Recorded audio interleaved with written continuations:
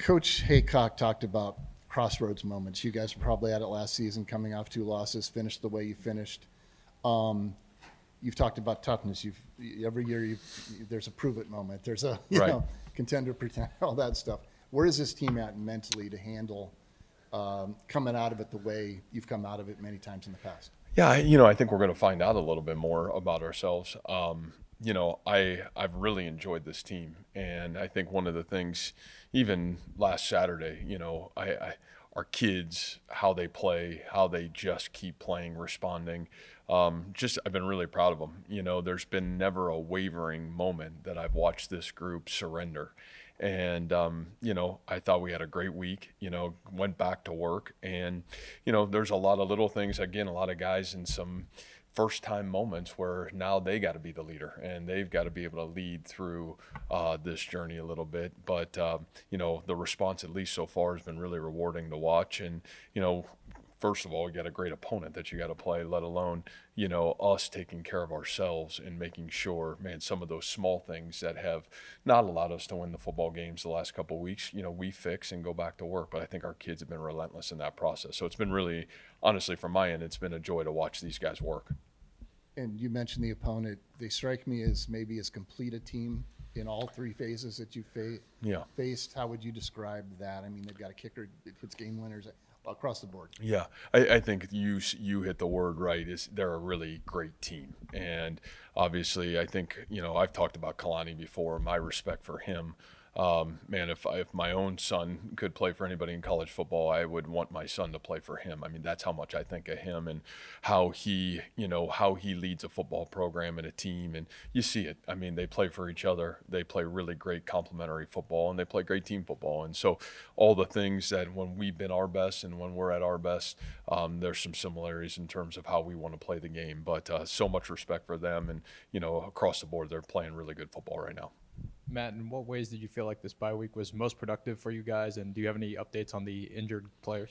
Yeah, I think probably, hopefully, a little bit of that is, getting a little bit healthier. Obviously, we lost Dom early, at Colorado. I think his ability to hopefully be back, I think we'll see a little bit more as the week goes this week, but, was at least out of practice today and find out exactly how much, his availability will be to us this week. Kyle trending up, which, I think for all of us is obviously a great reward for our football team to have Kyle back. We know he's been a huge impact for our football team. Carson Hansen doing a lot better, back to full strength. We expect him to play ready to go. And then I don't know who else am I missing right now that's at least in that question mark. Anybody else that you guys would ask? Yeah, Kaijan, certainly on the practice field, I think will be, available to us, certainly back ready to go, and hopefully he can be a great asset to us as well. Yeah, that's a great question, and I think we'll figure that out. I would not say he's back to 100%, but I think, at least back on the practice field. But I do feel like Kyle is in a really good spot. My expectation is Kyle will play. And what stands out to you most when watching this BYU offense on film and their quarterback? Yeah, I think the biggest thing is just the physicality across the board from all 11 players. It starts with the toughness of their quarterback. I love their running back, tough, physical football player. And then, man, you look at those 5 offensive linemen, man, those guys are really talented players, guys that played a lot of football. So I think when you start with this BYU team, you talk about physicality and their ability to run the football, and then on top of that, they've got playmakers on the perimeter. You see it in their special teams game. You see it offensively. All those guys are doing great things in all phases of the game. So they're a complete offense and can really attack you in all facets of it.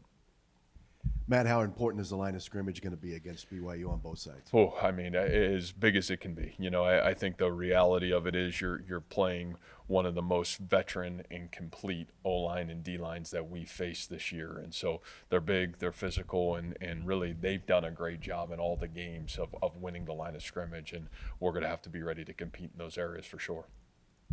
It really struck me watching the post-game at Colorado how hard Rocco was taking his personal performance and stuff. How do you find that balance of you want him to have accountability and also him to continue to believe and all that kind of confidence? Well, I think that's the great thing about Rocco, and I think I would say our all of our leadership here, like, it means the world to us. And I don't think any of us want to put our team in a situation where we don't feel like we're doing our best. And I think that's the hard thing about a guy like Rocco. Rocco's given us every opportunity to win every game we played. And that guy puts it on his shoulders, no different than I feel like I put it on my shoulders, and Coach Haycock puts it on his shoulders, and Mouse puts it on his shoulders. You know, you want to have leaders that want to take responsibility. And unfortunately, we're probably in a world where I don't know if the leaders want to take the responsibility, but in this building, the leaders want to take responsibility and lead from the front. And so I'm way more grateful to have those kind of guys in this football program. It means we're going to work really hard to try to get things fixed. You've talked so much about detail this year. In the last 2 weeks, I think you've accounted for over half of your penalties this season. How do you go about correcting that during the bye week? Yeah, I don't know. I think those are things where, you know, a little bit of it is our guys are pressing. You know, I think a little bit of it is guys are, you know, trying to, you know, go make something happen instead of just kind of being, man, one play at a time. And that happens sometimes. And again, I think it goes back to, man, our kids care. I think there's a high-end investment. And, you know, I think those are things that we work really hard at in how we practice. And the only way I really know how to address those things is the detail in which we practice. And, you know, it's really what we've tried to sink our teeth back into is the fundamentals it takes to win football games. And again, we've been probably a hair off in how we've won games the last 2 weeks, and been really working to try to get those things corrected. But, you know, that's the nice thing is they're all correctable. Those are things that we can correct and we can control. Similar line of question. What have you seen from your team on third down in the last 2 outings? I think just 6 of 28. And how much of correcting that is being better on first and second down? Yeah, I think that's skewed, though. I think you should go look at the stats on first and second down, right? I think we've actually been probably better on first and second down the last 2 weeks. I think the hard thing is you're going for it, or you're in a lot more 4-down situations, I think, the last couple of weeks. So I think it skews those numbers. You know, and we have to be better, right? I mean, I think if you just look at the number in general, and we did obviously during the bye week, we weren't as good, you know, comparable to the first 5 games. And I think it's something we got to do a better job of. You know, some of those are penalties. Some of those are, you know, penalties have kind of hindered us. But, you know, I think that's the thing that we went into last bye week, man, we wanted to be a little bit better on first and second down, and we were. And then, you know, some of those self-inflicted wounds kind of put ourselves in some tougher situations. And like I said, we've had to be in some tougher situations just because we've been trying to be a little bit different on the plus side of the 50, because we had to play a game that's probably a little bit different than what we tried to play. So, yeah, those are all things we got to clean up. We got to be a little bit better for sure, and I think that's a great point. But, yeah, I think globally, I think our discipline and detail has probably got us more than anything. To piggyback on that, when you're across the 50 with guys trying to do, like, did it feel like you're having to make a decision like you're playing high school football with, like, when you don't have a kicker? Like, you're not playing Big 12 football at that point, to some degree, obviously. It's certainly a unique challenge, right? So I appreciate the question, and it's unique. But again, and as I told our kids, that is why they call you team, right? This is a team sport. And, you know, the reality of it is we handled it against Arizona. We probably didn't handle it as well as we needed to in those other games. And again, those are things that is a unique challenge to it. And so there's nothing you can do about it other than, man, pick it up. We got to be, those are things that, some of those things are self-inflicted though, like I said, and man, those are things we have to clean up. You know, this covering us as much as you have is when we're really good, our detail is usually pretty darn good. And when we're not, you know, our detail's a hair off, and those are things we can control. And so there's no excuse. There's no, man, woulda, coulda, shoulda. Like, we had every opportunity to make it happen, and we didn't. And so I think getting those things fixed are really important, no matter who's in the kicking game or what situation it is. That is team football. And so it's been a unique challenge, but that's part of it. And I think in some ways we did some really good things. In other ways, man, we needed to be better, and we just weren't. And again, you can put that on me first, and I think it's a trickle-down effect a little bit. How do you manage the bye week where regrouping, reframing is important, but also you don't want guys to wallow in 2 losses for an extra week to keep the momentum pushing in the same direction or forward? Well, I think that's where I can say what I want, and I've said this forever, right? I mean, at this point of the season, they're shutting you off. I don't care who you are or where you're at. And that's where the locker room and the leadership and the veteran leadership in that locker room has got to be about what's right. And I mean, we're living in like a reality show now in college athletics, right? It's reality show USA.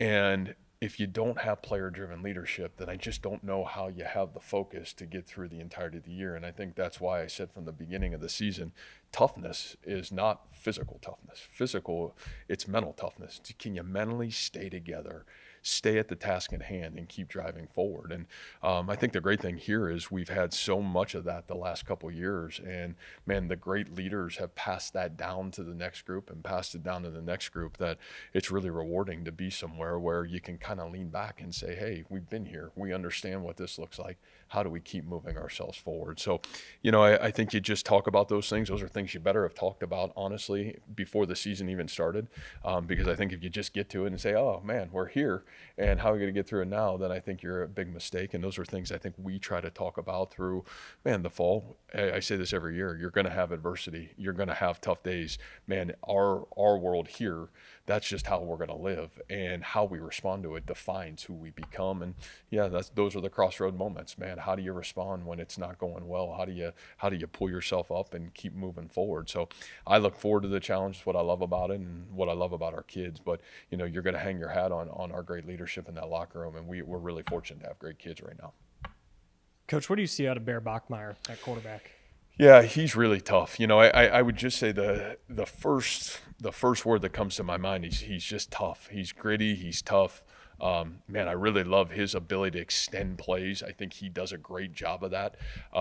He's physically tough, that he can almost, literally run the football in the A and B gap throughout the football game and have the ability on the next play to make a great throw on the outside 10 yards deep. Like, that's hard to do, when you're physically running the football like that. So really impressive in terms of just his mannerisms, his toughness, and you can tell that football team believes in him. He's got great leadership ability, and, credit to him. He's really done a great job this year. Hey, Coach, keys to success for your team?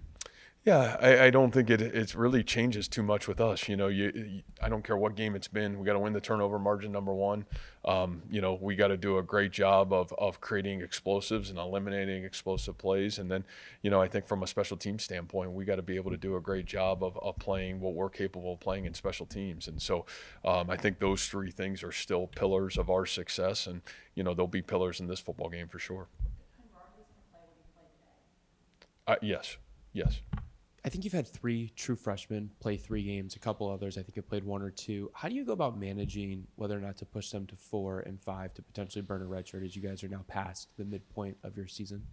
Yeah, always a really good question, and always probably individually unique. I think you're always going to, and I've always said this, I'd rather play our guys too late than too early here. I just would, right? I'd rather be on the conservative side, because I know how critical an extra year can help the majority of our football players, unless we're in a situation where a young man can really get quality reps, and those reps can really count in his development and really springboard him into a great sophomore year. And so, we're in a kind of a unique spot with a bunch of those guys right now, and we'll need some guys that even haven't played yet to be able to step up for us and maybe help us here down the stretch, which we're excited about. So, I really like this freshman class. They've been really competitive. I think the thing that's been really fun for me, and even last week, was just the amount of quality competitive reps to see who is ready to help this team. And but yeah, I think each situation is certainly unique and different, and we try to handle it.